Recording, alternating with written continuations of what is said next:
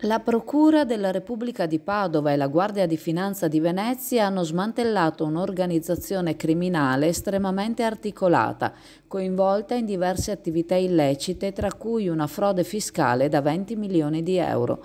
L'associazione delinquere era mirata alla frode fiscale, alla truffa ai danni dello Stato e al riciclaggio. Il presidente della Regione Veneto, Luca Zaia, ha elogiato gli inquirenti per il loro lavoro investigativo, sottolineando l'importanza degli ordini di custodia cautelare emanati.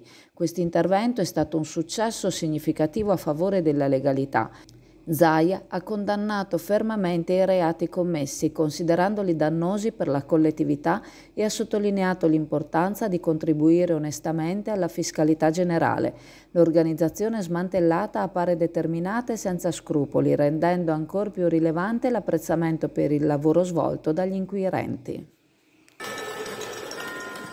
Buone feste da Massimiliano! Auguri di buone feste da Alberto. Auguri di buone feste da Elisa. Ciao, sono Michael, auguri e buone feste. Auguri di buone feste da Fabia. Auguri di buone feste da Francesco. Buone feste da Alessandro. Auguri di buone feste da Giulia.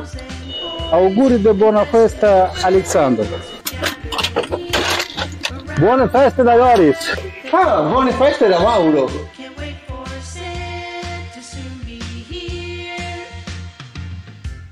City streets are blinking and glowing.